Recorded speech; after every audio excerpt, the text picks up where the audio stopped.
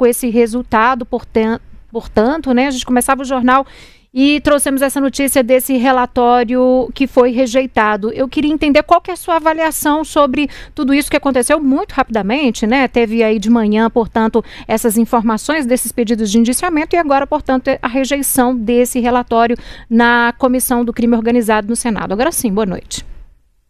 Boa noite, Síria, telespectadores, sempre um prazer fazer parte aqui desse seleto grupo do programa.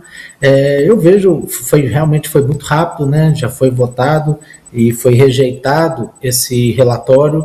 Eu vejo que o relatório, se ele tem se ele surtirá algum efeito, eu acredito que surtirá efeitos políticos. Eu já imaginava desde o início, antes dessa rejeição aí, que não surtiria efeitos jurídicos. Sobre o ponto de vista político, que eu vejo como talvez uma possível empreitada desse relatório seria talvez enfraquecer ministros e para eventual futura instauração aí de processos de impeachment, talvez conseguir enfraquecer um pouco esses ministros, mas no segundo momento eu vejo também uma forte investida eleitoral por conta das falhas jurídicas que eu presenciei nesse relatório, que eu constatei, e certamente foi um dos objetivos, que ele foi rejeitado, né? E eu destaco aqui 3 questões jurídicas. Eu já começo falando, já posso continuar falando, Síria? Vou te fazer essa pergunta. Percebi aqui... Pode seguir e explicar para a gente quais são essas falhas jurídicas que você percebeu nesse relatório. Relatório aqui de 200 e poucas páginas, né? 221 páginas. E eu percebi aqui, primeiro, o próprio ministro Gilmar mencionou, né? Esse instituto do indiciamento, ele é uma prática, né? Própria de delegados de polícia, que aliás é a carreira de origem do relator, o senador Alessandro Vieira. Então, é inédito essa questão, talvez mais uma questão terminológica, né? Mas a lei do impeachment, dos crimes de responsabilidade, não traz essa figura do indiciamento para crimes de responsabilidade. O indiciamento ele serve para crimes comuns e serve para a autoridade policial, no caso o delegado de polícia civil ou federal, praticar. Uma questão mais terminológica, mas que de alguma forma pode tirar um pouco de credibilidade, né? A forma nos processos, né? Ela de alguma forma ela apresenta um intento de empreender credibilidade, né? Ao conteúdo. Então teve essa questão, essa formalidade. Eu vejo claramente aqui um desvio de finalidade, porque as CPIs, e isso é regulamentado pela Constituição, né, elas devem ter um fato concreto e bem delimitado para se debruçar. E aí, quando a gente vai ver a CPI do crime organizado, está até aqui no relatório, né, está disponível no relatório, quem quiser entrar aí no site do Senado Federal, foi uma CPI muito ampla, né? Essa CPI, ela apresenta uma empreitada por demais ambiciosa. Ela vai tratar aqui de ocupações territoriais, por exemplo, ocupações territoriais, está aqui no segundo capítulo dela, né? Ela trata das principais facções, que eles falam aqui, milícias cariocas, Comando Vermelho, Primeiro Comando da Capital, o PCC, né? E ela vai tratar aqui dos crimes praticados por essas organizações, vai falar de homicídio, de tráfico de drogas. Então nós estamos falando de uma CPI que está querendo,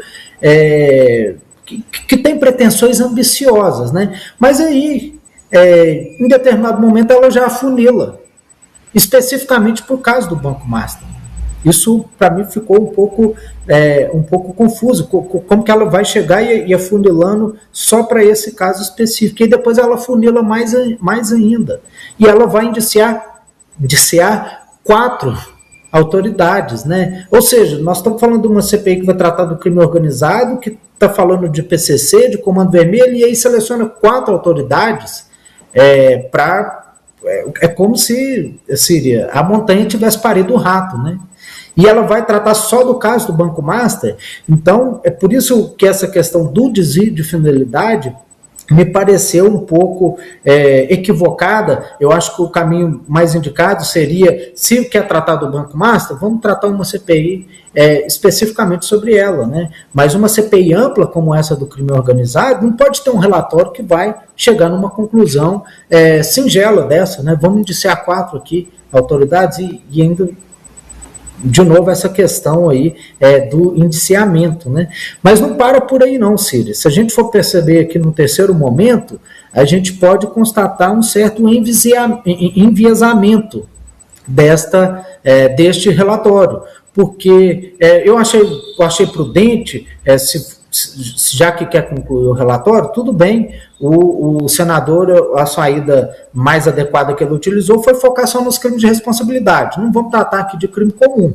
Tudo bem, vamos focar aqui só nos crimes de responsabilidade, o tempo está curto, já está finalizando o nosso prazo para a CPI, então vou focar nos crimes de responsabilidade aqui.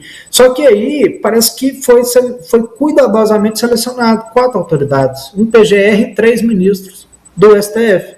E o caso do Banco Master, a gente vê ministros de Estado, a gente vê senadores da República envolvidos, deputados, o próprio ministro Nunes Marques também, né, que foi ignorado por esse relatório. O filho dele recentemente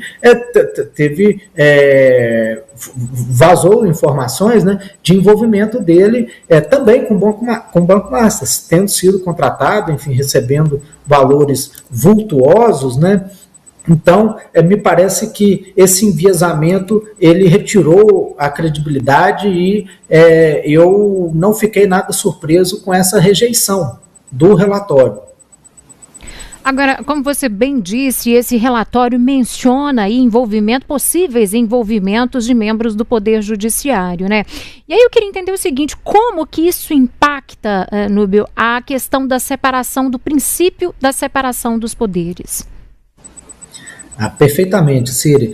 Eu acho que assim, o Senado ele é constitucionalmente o órgão apontado para apurar situações que envolvem ministros do STF. Então eu acho que eu não vejo, sobre esse ponto de vista, que há aí um certo desequilíbrio, né, dos freios e contrapesos, como o check and balance, que os constitucionalistas vão falar. Então, eu acho que o Senado é o órgão apropriado, sim, o Senado da República, para investigar ministros do Poder Judiciário, mas eu acho que o senador Alessandro Vieira precipitou. Ele precipitou,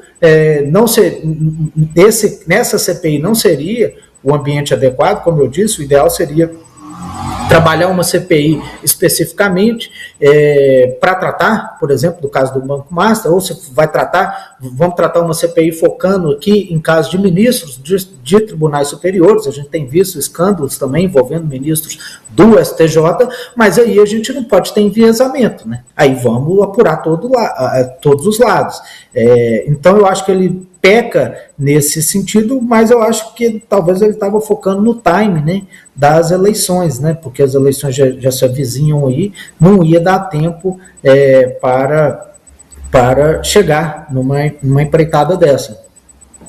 Bom, Nubi, por outro lado, também nós tivemos aí as manifestações, né, de Gilmar Mendes, Dias Toffoli, que foram às redes sociais e falaram também numa sessão hoje no STF. O Dias Toffoli chegou a falar na possibilidade de cassação também de alguns dos mandatos de alguns desses senadores que estariam diretamente envolvidos aí nesse relatório. E aí, nesse caso, mais uma vez a gente está falando de interferência nos poderes, isso é possível? Muito boa a sua colocação aqui, Cília.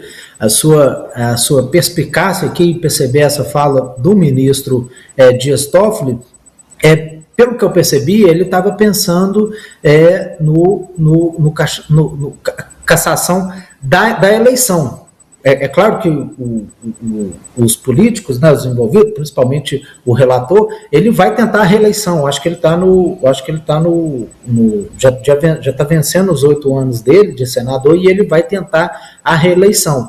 Então, segundo a perspectiva do ministro Dias Toffoli, seria um abuso de poder político, né, se valendo do cargo para, de alguma forma, dar uma cacifada eleitoral, digamos assim, dar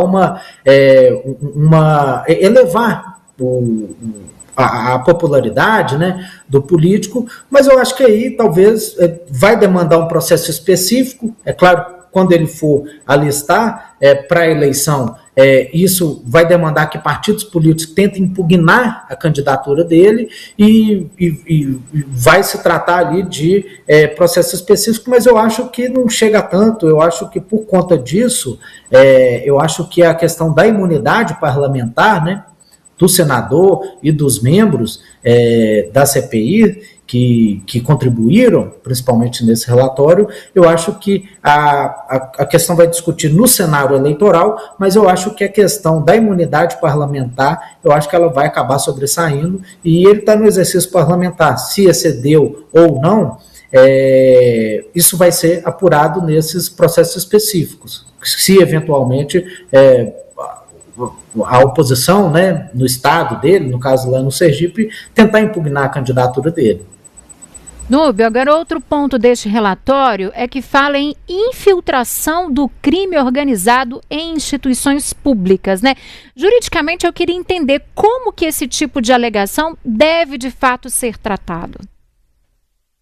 Perfeitamente, Siri. Isso daqui, no relatório, ficou...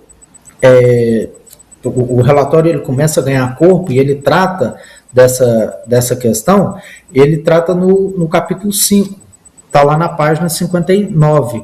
Só que o que acontece? Ele afunila focando só no Banco Master. Ele trata sobre essa infiltração fazendo um recorte muito bem delimitado a respeito do Banco Master. E o relatório apurou que havia, né, que há... no que diz respeito ao Banco Master, uma certa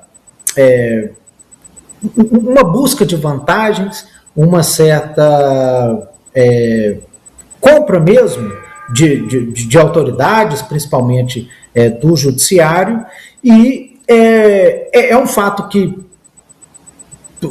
e aqui ele até trata, né, 47 dos 70 deputados estaduais da Alerj recebiam mesada.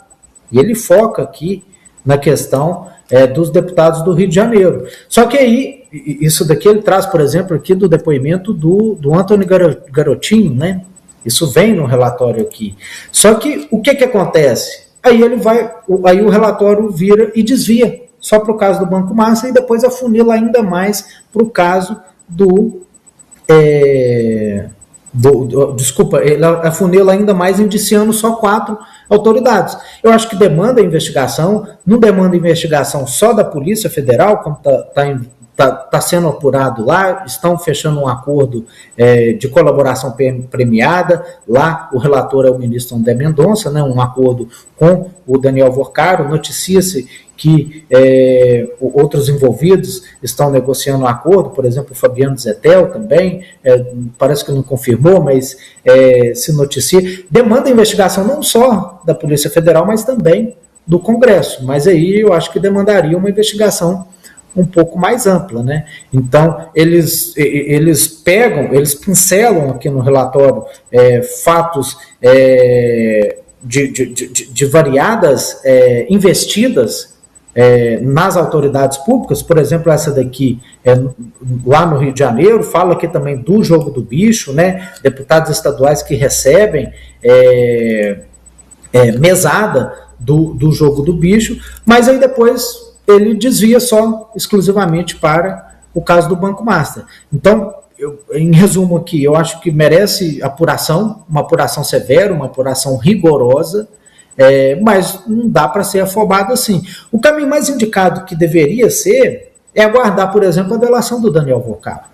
O Daniel Vorcaro noticia-se que ele vai delatar, inclusive, autoridades do alto escalão da República, talvez até ministros do Supremo. A partir de uma delação dessa, a gente já tem um direcionamento mais claro para essa investigação, mas aí vão focar uma investigação exclusiva para o Banco Master, e aí vamos fatiar em várias investigações, até a boa técnica da investigação indica que é mais eficaz, investigações bem delimitadas, com fatos delimitados. Se investigações partirem de várias situações, vamos investigar a Alerj do Rio, vamos investigar a Câmara, vamos investigar o Senado, vamos investigar o Supremo, acaba se alastrando muito. Então, eu acho que é algo muito grande que nós estamos presenciando, é algo muito grande em termos de uma descoberta, né, de um esquema vultuoso aí de corrupção, mas tem que ser tratado com cuidado. Porque se não for tratado com cuidado, se for tratado de forma afobada, isso daqui a alguns anos, Síria, pode ter certeza que será tudo anulado. Ou será tudo, sendo tudo mal feito, não terá um caso bem delimitado, principalmente aí para as agências penais. Agora, Núbio, você falava muito bem lá no início em relação à finalidade desse relatório, do uso político, né? Bem possível, já está sendo feito de certa forma, né? Ele pode ser utilizado de mais alguma forma? Ele pode ser encaminhado para algum órgão, como, por exemplo, o Ministério Público, ou tudo acaba aqui? Então, o relator, o senador Alessandro Vieira, né, apesar de no relatório aqui ele começar fazendo uma introdução um pouco mais robusta, né, depois ele afunila para os crimes de responsabilidade. Os crimes de responsabilidade, no caso aqui nós estamos tratando de ministros do STF e de Procurador-Geral da República, o PGR, o Paulo Gonet, esses crimes de responsabilidade, eles são tratados dentro do Senado. Agora, as demais apurações, nada impede que seja remetido para as autoridades policiais. No caso aqui, a Polícia Federal já está investigando, já está à frente, inclusive já está aí negociando o acordo de colaboração premiada com o Daniel Vorcaro. É claro que se tiver algo além do que eles apuraram lá da Polícia Federal, pode ser encaminhado para eles e será muito proveitoso. Mas eu acho que a investigação da Polícia Federal, acho que ela está muito mais avançada do que essa da CPI por conta disso, porque essa CPI não era uma CPI do Banco Master, era uma CPI do crime organizado, é muito amplo, é muito vago. Trouxe aqui, por exemplo, o promotor lá de São Paulo, que é um conhecido promotor que combate, o Dr. Lincoln, né, que combate o crime organizado, para tratar sobre o crime organizado de lá. Não tem nada a ver com o Banco Master. É claro que a importância do depoimento dele é, de alguma forma, consultiva, uma consultoria, como que ele desbarata as organizações criminosas lá, mas uma situação muito mais ampla do que especificamente a do Banco Master. Então eu acho que não terá muito proveito, porque mesmo remetendo à Polícia Federal, o que foi apurado aqui foi muito pouco perto do que a Polícia Federal já chegou. E aí tem que tomar cuidado também, porque o que tem aqui da CPI, né, muitas das quebras de sigilos não teve autorização judicial. Então, se isso for utilizado na Polícia Federal, e a depender da forma como for utilizada, né, pode contaminar outras provas lá. Porque nós temos um regramento legal que demanda um controle judicial. As medidas cautelares processuais penais exigem que, no caso aqui agora é o relator, o ministro André Mendonça, né, decidam.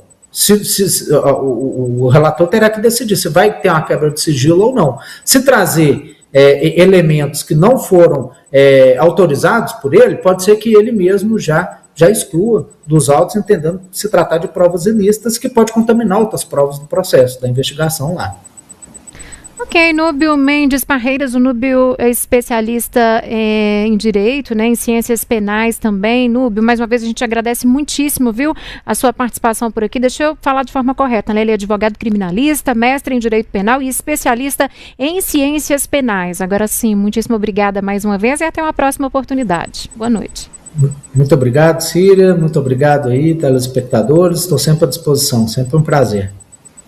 Bom, e a gente continua falando em ministros do Supremo Tribunal Federal, porque uma pesquisa do Datafolha divulgada hoje aponta que 71% dos entrevistados concordam que o Supremo Tribunal Federal é essencial para proteger a democracia, enquanto 24% discordam. Ainda de acordo com o